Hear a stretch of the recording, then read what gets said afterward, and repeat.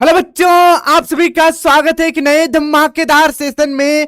तो देखिए, Jharkhand board class 1 से लेकर क्लास 12 तक के बच्चों का हाफ ईयरली एग्जामिनेशन सितंबर में होने वाला है। वैसे तो कैलेंडर में 8 सितंबर का डेट था, लेकिन 8 सितंबर को नहीं हो पाया। बहुत ही जल्द आप लोगों का एग्जाम रूटीन आ जाएगा। आप लोगों को बिल्कुल भी टेंशन नहीं लेना है कि सर एग्जाम कब होगा। आप लोगों को टेंशन लेना है कि तैयारी कैसे करें। तैयारी कैसे करें, आप लोग तैयारी करते रहिए। एग्जाम का टेंशन मत लीजिए, एग्जाम होगा ही। और जब भी होगा, हमारे सभी बच्चों का जो रिजल्ट है वो शोर मचाना चाहिए। तो चलिए, इस वीडियो में हम लोग झारखंड बोर्ड क्लास 8 का अर्धवार्षिक का विज्ञान का very very very very very important question देखने वाले हैं। अपने सभी दोस्तों के साथ वीडियो को शेयर कर दीजिएगा और फिर तैयारी जबरदस्त रखिए। यहां पर जितना भी प्रश्न है वो न सिर्फ हाफ ईयरली के लिए इंपॉर्टेंट है, बल्कि आपका फाइनल बोर्ड एग्जाम के लिए भी इंपॉर्टेंट है। अभी मैं आपको साइंस का इंपॉर्टेंट क्वेश्चन बताने वाला हूं, मैथ का ऑलरेडी बता चुका हूं, फिर आएगा एसएसटी, फिर आएगा हिंदी, फिर आएगा इंग्लिश। सारे सब्जेक्ट का आपको इस चैनल पर इंपॉर्टेंट क्वेश्चन मिल जाएगा। चैनल के साथ जुड़े रहिएगा। तो चलिए, बिना देर किए हम लोग शुरू करते हैं very very important question class 8 अर्धवार्षिक एग्जाम का। सबसे पहला क्वेश्चन है, आप लोग फटाफट कमेंट कीजिए। केंद्रक में कौन सा द्रव्य पाया जाता है? केंद्रक कोशिका है, कोशिका में केंद्रक है। केंद्रक में कौन सा द्रव्य पाया जाता है? केंद्रक द्रव्य या केंद्रिका द्रव्य, कोशिका द्रव्य, रसधानी। तो इसका सही आंसर हो जाएगा ऑप्शन नंबर पहला। ऑप्शन नंबर पहला, केंद्रक में केंद्रक द्रव्य पाया जाएगा। वहीं पर अगर रहता कोशिका में कौन सा द्रव्य पाया जाता है तो कोशिका द्रव्य, केंद्रिका में कौन सा द्रव्य पाया जाता है केंद्रिका द्रव्य। यहां पर केंद्रक पूछा है तो केंद्रक द्रव्य हो जाएगा। फिर देखिए नेक्स्ट अगला, जंतु कोशिका में क्या अनुपस्थित होता है? हम सभी जंतु कोशिका से बने हैं, हमें क्या नहीं है बताइए? कोशिका झिल्ली, केंद्रक, कोशिका भित्ति या जीव द्रव्य। तो यहां पर कोशिका भित्ति हमारे में नहीं है। कोशिका भित्ति, सेल वॉल जंतु कोशिका में नहीं मिलता है। तो किस में मिलता है बताइए? आप सभी कमेंट कीजिए, कोशिका भित्ति किस कोशिका में पाया जाता है। अब आगे बढ़ते हैं हम लोग, क्लोरोप्लास्ट किस में पाया जाता है बताइए? पहला ऑप्शन है जंतु कोशिका, हम लोग जंतु कोशिका है, बताइए हमें क्लोरोप्लास्ट है क्या? दूसरा ऑप्शन पौध कोशिका, तीसरा दोनों, चौथा किसी में भी नहीं। तो इसका सही आंसर हो जाएगा पौध कोशिका।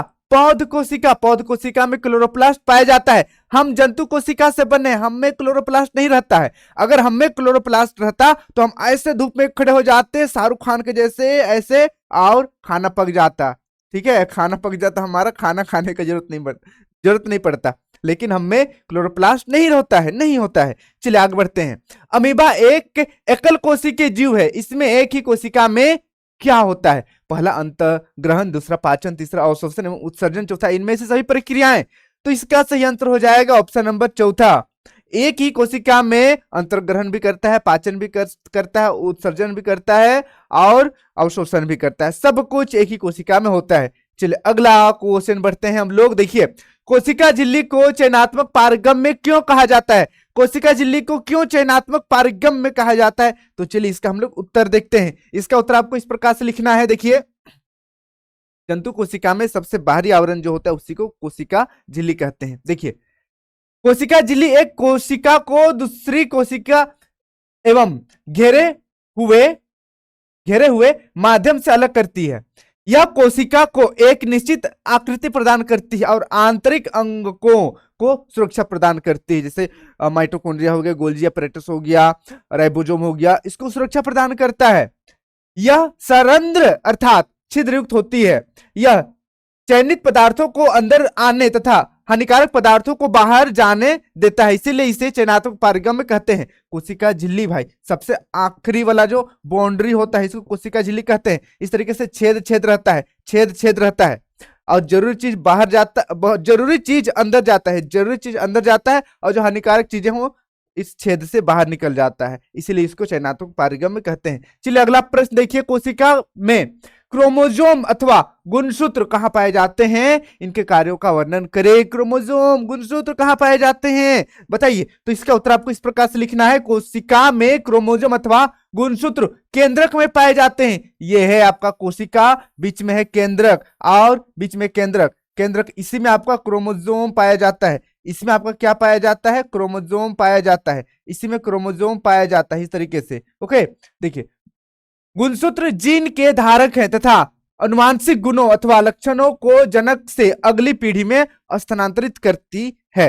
इसको आप लोगों को याद कर लेना है। फिर देखिए नेक्स्ट अगला अगला प्रश्न है, एक मुलायम धातु का नाम बताइए जिसे चाकू से खटाखट फटाफट काटा जा सकता है। बताइए एक मुलायम धातु जिसको चाकू से काट सकते हैं। लोहा एक धातु है, चाकू से कटेगा बिल्कुल नहीं कटेगा, तो कौन सा ऐसा धातु है जो चाकू से कट जाता है? पहला चांदी, दूसरा पारा, तीसरा सोडियम, चौथा सोना। तो इसका सही आंसर हो जाएगा ऑप्शन नंबर तीसरा, सोडियम। सोडियम चाकू से खच से कट जाएगा। चलिए आगे बढ़ते हैं। एक उच्च आघातवर्धनीय धातु जिसका उपयोग खाद्य पदार्थ को पैक करने के लिए करते हैं, कौन सा है? कौन सा धातु का उपयोग खाद्य पदार्थ को पैक करने के लिए करते हैं? एल्यूमिनियम, सोडियम, लिथियम, सोना। फटाफट कमेंट कीजिए, फटाफट कमेंट कीजिए। Aluminium, aluminium. फिर देखिए नेक्स्ट अगला, एक अधातु जिसमें चमक पाई जाती है। भाई जनरली धातु में जैसे सोना चांदी में चमक पाया जाता है, लेकिन कौन सी ऐसी अधातु है जिसमें चमक पाया जाता है? बताइए। कोयला, आयोडीन, सल्फर, ब्रोमीन। तो इसका सही आंसर हो जाएगा ऑप्शन नंबर दूसरा, आयोडीन। अधातु है लेकिन चमक पाया जाता है। फिर देखिए अगला, किस धातु की भौतिक अवस्था द्रव रूप में होती है? धातु जनरली कठोर होते हैं, कौन सी ऐसी धातु है जो तरल रहता है, द्रव्य अवस्था में रहता है? बताइए। जिंक, तांबा, पारा या टीन। तो इसका सही आंसर हो जाएगा ऑप्शन नंबर तीसरा, पारा। पारा पारा थर्मोमीटर में यूज किया जाता है, ठीक है, एनालॉग थर्मोमीटर में पारा यूज किया जाता है।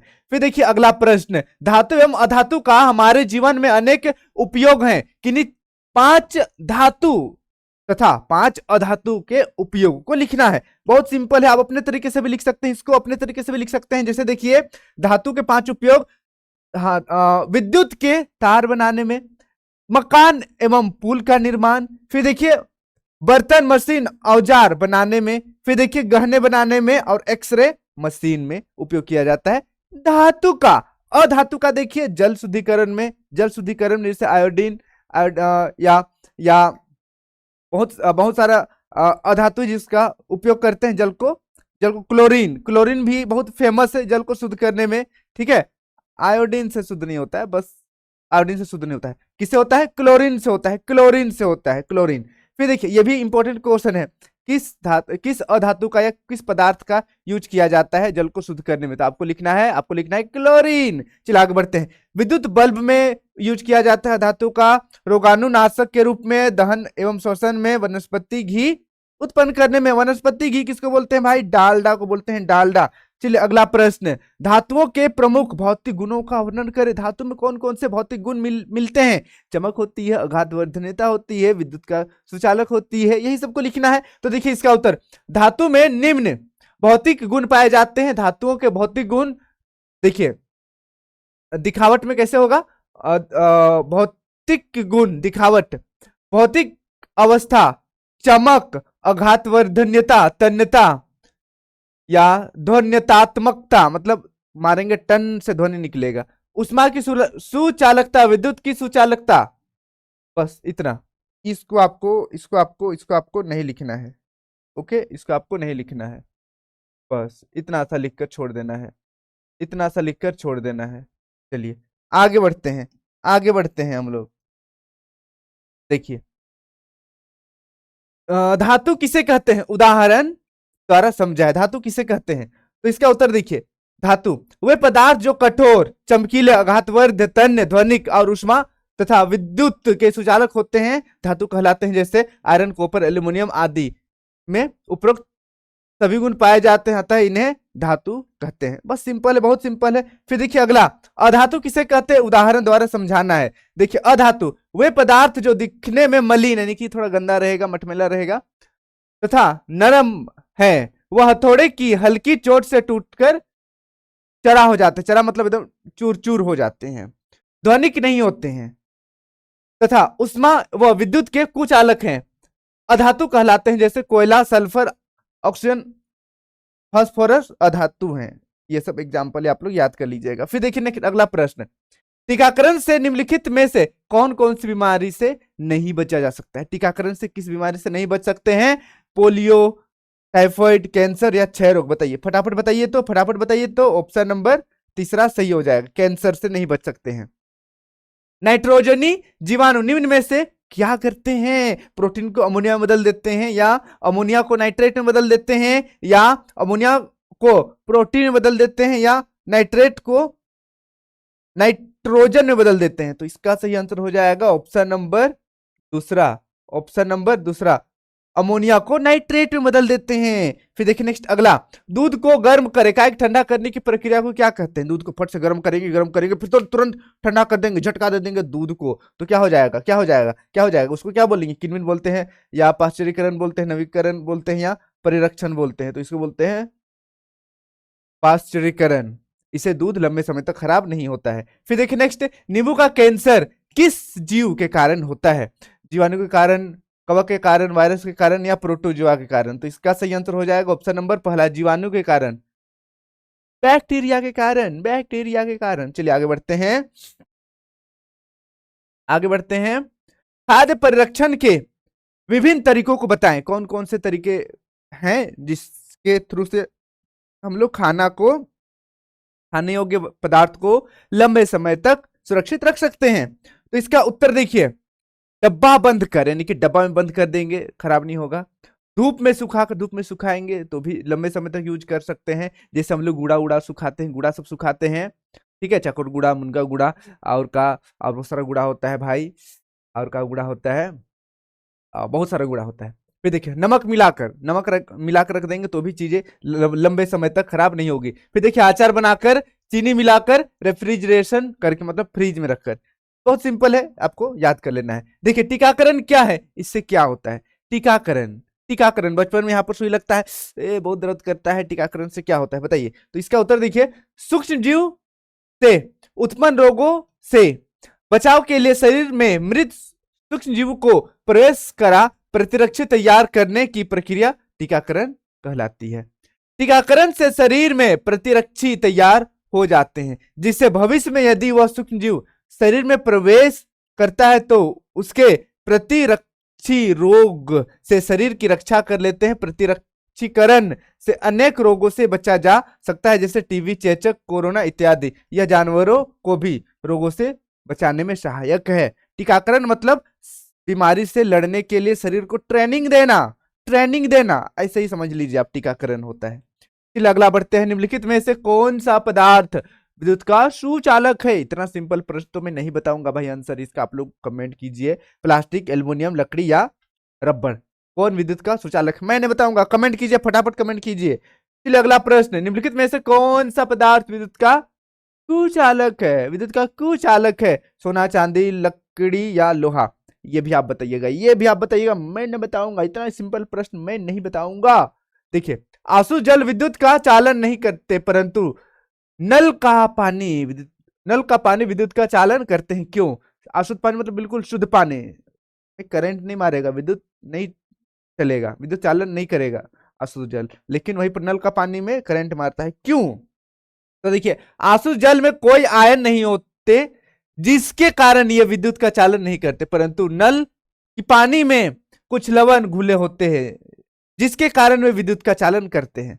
देखिए क्या घुले होते हैं? कुछ लवण हो तो भी विद्युत का चालन करेगा, कुछ अम्ल हो तो भी विद्युत का चालन करेगा, कुछ क्षार मिल जाए तो भी विद्युत का चालन होगा। चलिए आगे बढ़ते हैं। नई साइकिल का हैंडल एवं पहिया चमकता है, अगर दुर्घटनावश इसमें खरोच आ जाए तो क्या होगा? भाई नया साइकिल जब मिलता है, जब खरीदते हैं हम लोग तो चमकता रहता है, फिर धीरे धीरे कहीं पर चोट लग जाता है, घसीटा जाता है, तो अंदर से फिर धीरे धीरे उसमें जंग लग जाता है। ठीक है, ऐसा देखिए। उत्तर, नई साइकिल की हैंडल एवं पहिया क्रोमियम की परत के कारण चमकती है, ऊपर क्रोमियम का परत चिपकाया हुआ रहता है। अगर दुर्घटनावश इसमें खरोच आ जाए तो यह क्रोमियम की परत हट जाती है और अंदर का लोहा दिखने लगता है, और लोहा तो भाई जंग लगता है, उसके बाद धीरे धीरे जंग लगकर वो खराब हो जाएगा। अगला देखिए, साइकिल के हैंडल पहिए के रिम पर क्रोमियम का विद्युत लेपन किया जाता है। रिम, पूरा गोल सा जो रहता है चक्का, उसमें उसको बोलते हैं रिम, उसमें क्रोमियम का लेपन किया जाता है। तो कहा है हम लोग पूरा का पूरा क्रोमियम से ही उसको क्यों क्यों नहीं बना देते हैं पूरा रिम को। ठीक है, क्वेश्चन है, इन्हें क्रोमियम का क्यों नहीं बनाया जाता है? लोहा का बना के क्रोमियम का कपड़ा पहना दिया जाता है, क्यों? या क्रोमियम का लेप लगा दिया जाता है, क्रोमियम का ऊपर लेयर लगा दिया जाता है, क्यों? पूरा क्रोमियम का ही बना देते हैं। देखिए, साइकिल का हैंडल या पहिया पर क्रोमियम का विद्युत लेपन किया जाता है, जिसके कारण यह चमकदार दिखाई देता है। इसे क्रोमियम का नहीं बनाया जा सकता, क्योंकि क्रोमियम एक महंगी धातु है। भाई, क्रोमियम का रिंग बनाएंगे तो साइकिल 50,000 रुपया हो जाएगा। कोई खरीदेगा 50,000 में साइकिल? भाई, उससे अच्छा मोटरसाइकिल खरीद लेगा लोग। समझ में आ रहा है? हाँ, आगे बढ़ते हैं। क्या शुद्ध जल विद्युत का चालन करता है? यदि नहीं तो इसे सुचालक बनाने के लिए हमें हमें हम क्या कर सकते हैं? सुचालक बनाने के लिए हम क्या कर सकते हैं, बताइए, शुद्ध जल को? तो इसका उत्तर देखिए, शुद्ध जल विद्युत का चालन नहीं करता है। इसे सुचालक बनाने के लिए इसमें अम्ल, क्षार क्षार तथा अथवा लवण हम लोग मिला देंगे तो ये विद्युत का सुचालन करेगा। फिर देखिए, जीवों में उत्तरजीविका के लिए आवश्यक है, जीवों में उत्तरजीविका के लिए क्या आवश्यक है? पाचन, परिरक्षण, परिसंचरण, श्वसन या जनन। उत्तरजीविका मतलब एक जीव है, फिर वो मर जाएगा तो दूसरा जीव वहां पर आएगा ना, आएगा। तो दूसरा जीव आने के लिए क्या चीज जरूरी है? उत्तरजीविका के लिए अस्तित्व बने रहे जीवों का, उसके लिए क्या जरूरी है? जनन भाई, जनन। एक जीव आया है, दूसरा जीव को पैदा करके ही वो मरेगा, तभी तो अस्तित्व बना हुआ रहेगा।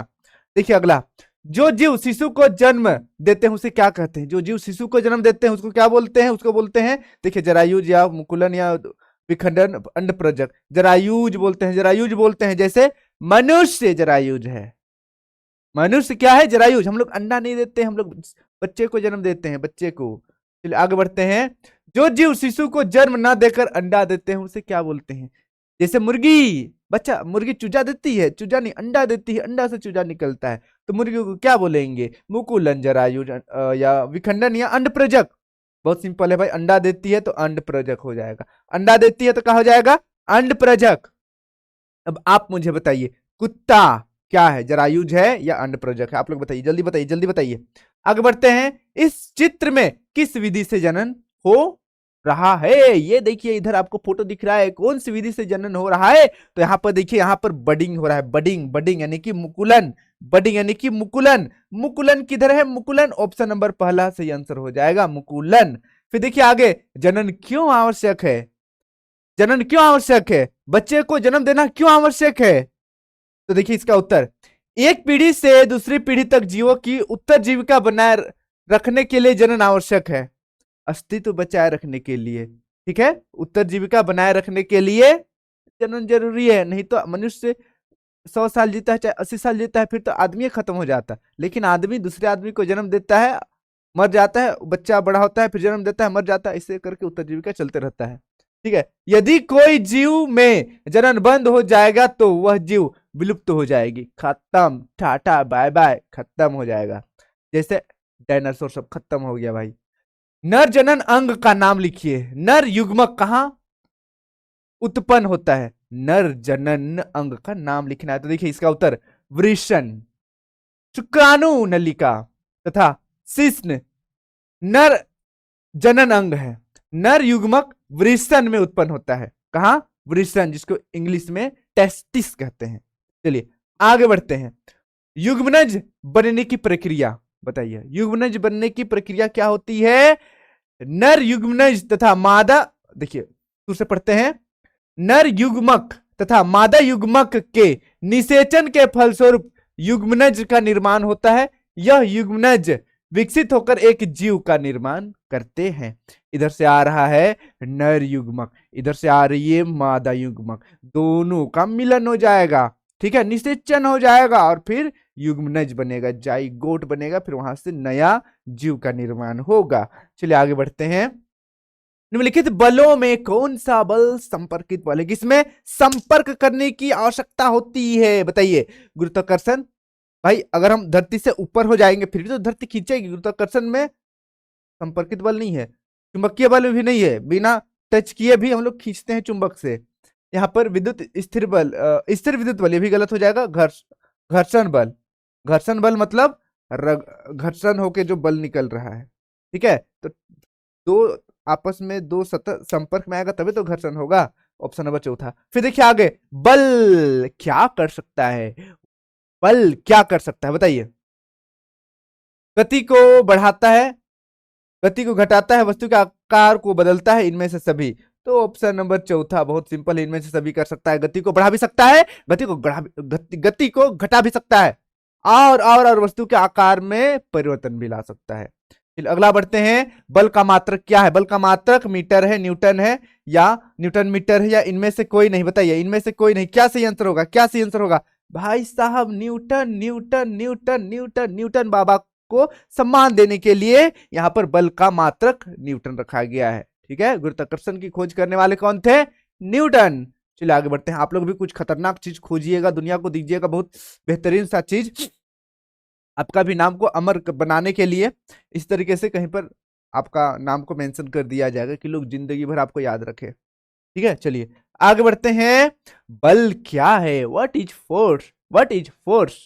ठीक है, फोर्स क्या है? तो इसका उत्तर देखिए, धकेलने अथवा खींचने की वह प्रक्रिया जो वस्तु पर लगकर उसके विश्रामावस्था अथवा गत्यावस्था में परिवर्तन करे अथवा करने का प्रयास करे, बल कहलाता है। धकेलने में जो बल लगता है, खींचने में जो बल लगता है, और वस्तु का अगर विराम अवस्था में है तो उसको गति अवस्था में लाना, गति अवस्था में है तो विराम अवस्था में लाना। इसमें इसमें इसमें हाँ, इसमें जो हम लोगों को जो भौतिक भौतिक यूनिट लगता है उसको बल कहते हैं। ओके, आपको इसी प्रकार से सेम टू सेम लिख देना है, सेम टू सेम इसी प्रकार से लिख देना है। धकेलने अथवा खींचने की वह प्रक्रिया जो वस्तु पर लगकर उसके विरामावस्था अथवा गत्यावस्था में परिवर्तन करे अथवा करने का प्रयास करे, बल कहलाता है। चलिए आगे बढ़ते हैं, आगे बढ़ते हैं। संपर्कित बल क्या है? संपर्कित बल क्या है? तो इसका उत्तर देखिए, जब एक वस्तु दूसरे वस्तु पर सीधे भौतिक संपर्क लगाता है उसे संपर्कित बल कहते हैं। जैसे पेशीय बल, घर्षण। जैसे मैं इस पेन को उठा रहा हूं, पेशीय बल लग रहा है, पेशीय बल लग रहा है, ठीक है, संपर्कित बल है, संपर्कित बल है। देखिए असंपर्कित बल, जिसमें संपर्क नहीं आता है फिर भी बल लगता है, बिना टच किए बल लग रहा है। जैसे गुरुत्वाकर्षण, धरती से ऊपर जाएंगे हम लोग फिर भी धरती नीचे खींच ही लेगी। चुंबक थोड़ा सा इतना नजदीक लाएंगे, खींच के पर से चिपक जाएगी, ठीक है, चिपक जाएगी। तो असंपर्कित बल है। देखिए उत्तर, जब एक वस्तु दूसरे वस्तु पर बिना सीधे संपर्क के बल लगाता है उसे असंपर्कित बल कहते हैं। जैसे चुंबकीय बल, स्थिर विद्युत बल। फिर देखिए अगला, दहन की प्रक्रिया के लिए निम्नलिखित में से कौन सा शर्त आवश्यक है? दहन के लिए क्या आवश्यक है? दहनशील पदार्थ की उपस्थिति, ज्वलन पदार्थ की उपस्थिति, वायु की उपस्थिति, इनमें से सभी। क्या सही आंसर होगा मेरे प्यारे बच्चों? इनमें से सभी। दहनशील भी जरूरत है, ठीक है, और ज्वलन पदार्थ भी जरूरी है, वायु भी जरूरी है, उष्मा भी जरूरी है। देखिए आगे, निम्नलिखित में किस ईंधन का ऊष्मीय मान सबसे अधिक होता है? हम लोग लकड़ी से भी आग जलाते हैं, केरोसिन से भी खाना पकाते हैं, एलपीजी से भी पकाते हैं, हाइड्रोजन से नहीं पका सकते हैं, ठीक है। तो यहाँ पर सबसे अधिक ऊष्मीय मान किसका होगा? हाइड्रोजन का। इनमें से सब जलता है, लकड़ी भी जलता है, केरोसिन भी, एलपीजी भी, हाइड्रोजन भी जलता है। लकड़ी से नॉर्मल खाना पकाते हैं हम लोग, केरोसिन से भी, एलपीजी से भी, लेकिन हाइड्रोजन इतना भारी जलेगा, इतना भारी जलेगा ना कि आप डेक्ची चढ़ाएंगे, डेक्ची ही पिघल जाएगा, ठीक है। उसमें लोहा का इतना मोटा का कढ़ाई चढ़ाएंगे, कढ़ाई पिघल जाएगा, खाना नहीं बन पाएगा। हाइड्रोजन भी जलता है, बहुत खतरनाक उष्मा निकलती है, ठीक है। बम बनाने में उपयोग किया जाता है ये सबको, समझ में आ रहा है आपको? हाँ, जैसे जैसे सूर्य जल रहा है, हाइड्रोजन वहां पर जल रहा है, हाइड्रोजन का रूप जल रहा है वहां पर। चलिए आगे बढ़ते हैं, आगे बढ़ते हैं, आगे बढ़ते हैं। निम्नलिखित में कौन सा पदार्थ दहनशील है? कौन सा पदार्थ दहनशील है? कांच, लोहे का कील, सीमेंट, किरोसिन। कौन जलता है? कौन जलता है? कौन जलता है? किरोसिन, मट्टी तेल, मट्टी तेल, यही है किरोसिन मतलब मिट्टी तेल। आगे बढ़ते हैं, दहन कितने प्रकार का होता है? इन्हें किस नाम से जाना जाता है? देखिए इसका उत्तर, दहन तीन प्रकार होता है, ठीक है। दहन कितने प्रकार का होता है? तीन प्रकार। तीव्र दहन, स्वतः दहन, विस्फोट, आपको याद रखना है। कितना कितना प्रकार का होता है? तीन प्रकार का होता है। तीव्र दहन, स्वतः दहन और विस्फोट। फिर देखिए आगे, स्वतः दहन किसे कहते हैं? उदाहरण देकर बताना है। तो इसका उत्तर देखिए, कुछ पदार्थ बिना गर्म किए कमरे के ताप पर तेजी से जलते हैं, इसे ही स्वतः दहन कहते हैं। जैसे फास्फोरस का दहन, बस रख देंगे, बस ऐसे करके रख देंगे और छोड़ देंगे, अपने फुस फुस फुस फुस फिर जलने लगेगा, बद बद बद बद जल जाएगा तुरंत, तो उसको बोलते हैं स्वतः दहन। फिर देखिए आगे, ज्वाला के कितने भाग होते हैं? ज्वाला का सबसे गर्म क्षेत्र कौन सा है? ज्वाला के कितना भाग होता है? इसमें भी तीन भाग होता है। ज्वाला का बाहरी भाग सबसे गर्म होता है, बाहरी भाग भाई सबसे गर्म होता है। फिर देखिए आगे, आदर्श ईंधन के तीन शर्त को लिखिए। आदर्श ईंधन के तीन शर्त को लिखना है। तो इसका उत्तर देखिए, जो अधिक ऊष्मा उत्पन्न करता है, पहला शर्त है। जो सस्ता एवं सुगम्यता पूर्वक उपलब्ध हो, मतलब कहीं भी आसानी से मिल जाए। फिर जिसका ज्वलन ताप ना तो अधिक हो ना ही कम, ना ही बहुत ज्यादा हो हाइड्रोजन के जैसे, और ना ही बहुत कम हो कि एकदम जला रहे, घंटे से चला रहे, एक घंटे से खाना ही पका रहे, ऐसे भी नहीं होना चाहिए, नॉर्मल होना चाहिए। ठीक है, तीन याद कर लीजिएगा, इंपॉर्टेंट है, ये भी इंपॉर्टेंट है। चलिए आगे बढ़ते हैं। स्त्रियों में होने वाले मासिक स्राव की सामान्य अवधि क्या है? मेंस्ट्रुअल साइकिल, मेंस्ट्रुअल साइकिल का अवधि कितना है? 22 दिन, 24 दिन, 35 दिन, 28 दिन। बहुत सिंपल है, बहुत बार एग्जाम में पूछा जा चुका है। 28 दिन। 9 क्लास, 10 क्लास, 11, 12 आप साइंस लीजिएगा तो हमेशा काम आएगा, याद रखिएगा। आगे बढ़ते हैं। निम्न में से कौन सा आहार किशोर के लिए सर्वोत्तम है? हम सभी के लिए कौन सा आहार? हम लोग चिप्स नूडल खाएंगे तो पेट भरेगा, दाल रोटी सब्जी चावल खाएंगे तो पेट भरेगा, यस। फिर देखिए, नूडल्स बर्गर खाएंगे तो ये सही बात है, गलत बात है। चिप्स तथा लेमन जूस ये सब पियेंगे तो सही बात है, गलत बात है। Option number option number option number दूसरा ही सही हो जाएगा। चलिए आगे, कितने उम्र तक को सहसावस्था कहते हैं? कितने उम्र तक को सहसावस्था कहते हैं? 0 से 4, 0 से 5, 0 से 6, 0 से 9, बताइए। तो इसका सही आंसर हो जाएगा ऑप्शन नंबर दूसरा, 0 से 5, 0 से 5। चलिए आगे बढ़ते हैं। अगला प्रश्न, पुरुष हार्मोन का नाम एवं कार्य लिखिए। पुरुष हार्मोन, जितने भी बच्चे हैं, जितने भी मेरे भाइयों हैं, आप में कौन सा हार्मोन है बताइए? इसका उत्तर देखिए, टेस्टोस्टेरोन हार्मोन। टेस्टोस्टेरोन हार्मोन याद रखिएगा, आप अपना बारे में तो याद रखिए कम से कम। और इसका क्या काम है? शुक्राणु का विकास करना, शुक्राणु का विकास करना। ठीक है, चलिए आगे बढ़ते हैं। एडम्स एप्पल क्या है? ये यहाँ पर देख रहे हैं आप, कंठमणि।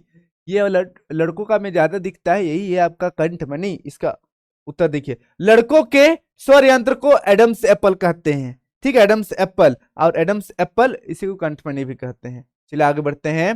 किशोर तथा किशोरियों के कौन लैंगिक लक्षण का वर्णन करे? किशोर तथा किशोरी जब बड़े हो जाते हैं तो कौन कौन से लक्षण उसमें दिखाई देते हैं? चलिए इसका उत्तर देखते हैं। किशोरों में दाढ़ी मूछ आने लगती है, आप देख सकते हैं दाढ़ी मूछ आने लगती है। तथा किशोरियों में ग्रंथियों का विकास होता है, बहुत सारे ग्रंथियों का विकास होने लगता है। चलिए आगे बढ़ते हैं। ऋतुस्राव क्या है भाई साहब? बहुत इंपॉर्टेंट क्वेश्चन है, इंपॉर्टेंट क्वेश्चन है। ऋतुस्राव क्या है? इसका उत्तर देखिए, जब अंडाणु का निषेचन नहीं हो पाता है, अंडाणु का निषेचन नहीं हो पाता है तथा गर्भाशय की अंदरूनी परत में जमी हुई रुधिर वाहिका की परत टूटती है तथा योनि से बाहर निकलती है, इसे ऋतुस्राव कहते हैं। सिंपल है, इसको भी आप लोग लिख लीजिएगा। फिर देखिए अगला, निम्नलिखित में से कौन प्रदीप्त वस्तु है?